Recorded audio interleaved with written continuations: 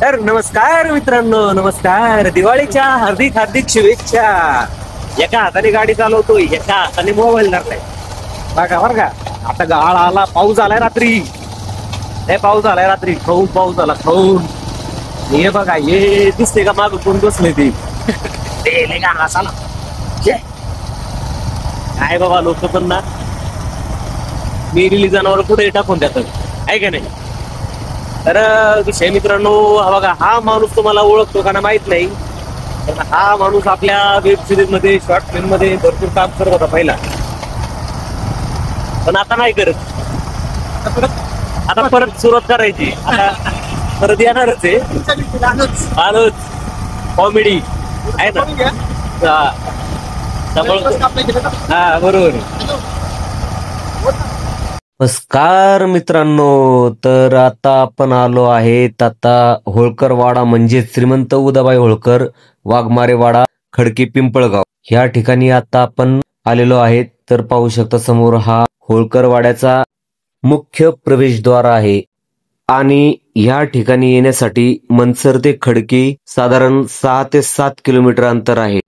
प्रथम मनसर, त्यानंतर पिंपळगाव आणि मग खडकी या ठिकाणी हा वाडा आहे. हा होळकर वाडा एवढा भव्य आहे की पाहिल्यानंतर डोळे दिपतात, कारण हा वाडा त्याच अवस्थेत उभा आहे ज्या अवस्थेत तो बांधला गेला होता.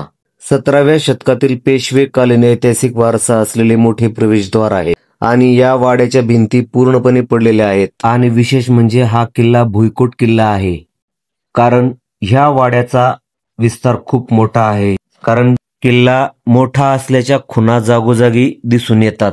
हा मोठा असलेला वाडा आणि जवळपास अर्धा किलोमीटर अंतरावर बांधलेला घाट भुईकोट किल्ला असल्याची साक्ष देतो. ह्या किल्ल्याचा इतिहास म्हणजे हा किल्ला सदृश्य वाडा म्हणजे श्रीमंत सुभेदार मल्हारराव होळकर यांनी आपल्या राज्य काळात पहिला किल्ला बांधला असे ह्या ठिकाणचे रहिवासी सांगतात.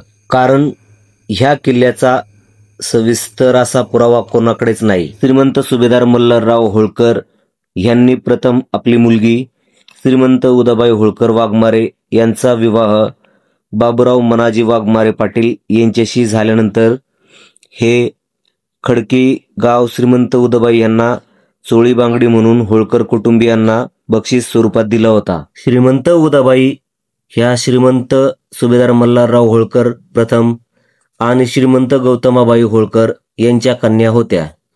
आज ह्या खडकी गावाला पर्यटन स्थळ म्हणून ओळख निर्माण होण्यासारखं आणि पाहण्यासारखं बरेच काही आहे. तसेच येथे पाहण्यासाठी होळकरकालीन काही वास्तू स्थित आहेत. सांगायचे म्हणजे महादेव मंदिर, मोठा असा महादेवाचा नंदी, लक्ष्मीनारायण मंदिर, काळभैरवनाथाचा मंदिर, विरोबा मंदिर, राजमाता अहिल्याबाई होळकर यांनी बांधलेल्या नदीघाट या ठिकाणी पाहण्यास मिळतो. तसेच श्रीमंत मल्हारराव होळकर प्रथम यांचे नातू अवचितराव वाघमारे पाटील, श्रीमंत उदाबाई आणि बाबूराव मनाजी वाघमारे पाटील यांचे पुत्र यांनी पितृ उदयतीर्थ बांधलेले समाधी ही समाधी होळकरकालीन स्थापत्य शास्त्राचा उत्तम नमुना आहे. ह्या समाधीच्या नक्षीकामामध्ये मराठा आणि राजपूत कलाकृतीचे दर्शन घडते. तसेच ह्या समाधी गर्भगृहामध्ये एक महादेवाची पिंड आहे. होळकर काळातील शिलालेख नजरेस पडतो. ह्या ठिकाणी समाधीकरमधील शिलालेखातील असलेला उल्लेख पुढील प्रमाणे आपल्याला दिसून येतो. श्री गणेशाय नमः. प्रतापी मल्हार राजा जशी लक्ष्मी गौतमा नामतया उदरी रत्नकन्या विराजी उदाबाई हे नाम पृथ्वीवर गाजे. शके 1711 सौम्य नाम संवत्सरे चैत्र शुद्ध नवमी मधवासरे ते दिवशी बाबूराव वल्लद म्हणजेच वडील मानाजी पाटील वाघमारे मोळदम तक्षिम दीड मोजे खडकी तर्फे माळुंगे तसेच भारीच्या उदाबाई व पुत्र अवचितराव पाटील वाघमारे यांनी पितृ उदात्तरार्थ परलोक समाधानार्थ साधनार्थ छत्रीचे काम केले असे ह्या ठिकाणी प्रवेशद्वारावर आणि मंदिरावर होळकर काळातील दगडी नक्षीकाम आजही पाहायला मिळते. तर असा इतिहास हा आपला होळकर कुटुंबियांचा आहे. तर पाहू शकता या ठिकाणी असलेले शिवशंभू शंकराचे मंदिर आणि त्या मंदिरासमोर असलेला मोठ्या दगडामध्ये बनवलेला नंदी महाराज.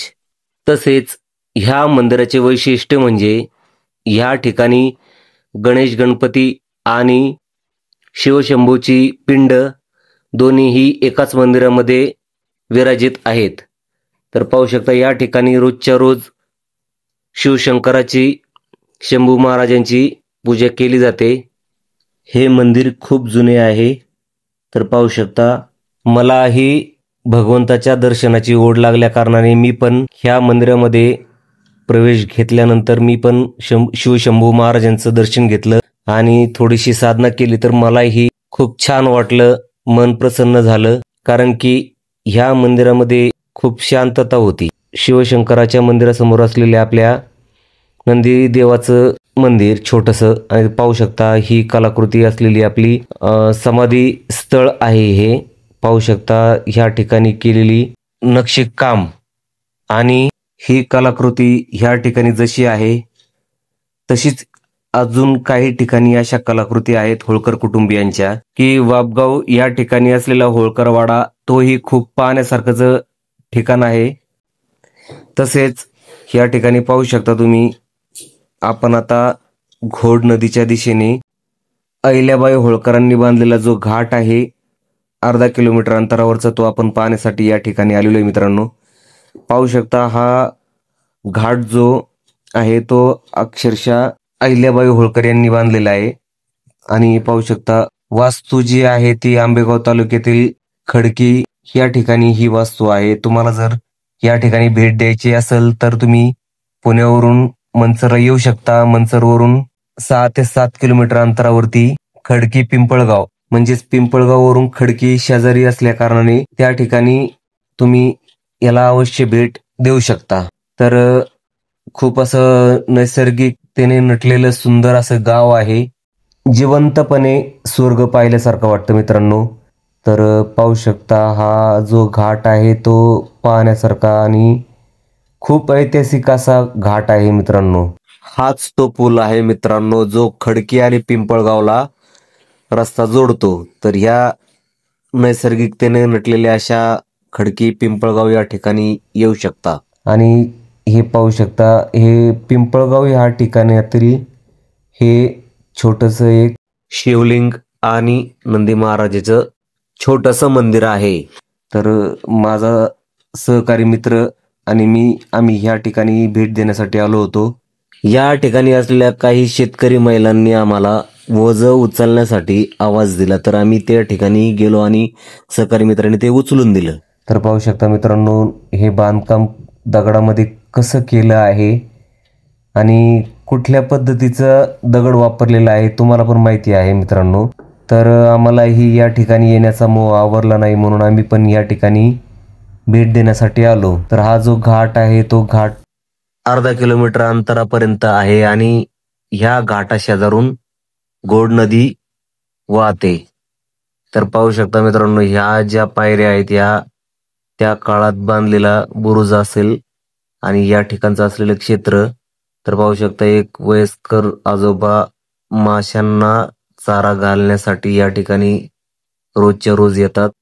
आणि खरं सांगायचं म्हणजे खडकी आणि पिंपळगाव या दोन्ही गावांच्या मध्ये घोड नदीचा पवित्र असा प्रवाह आहे.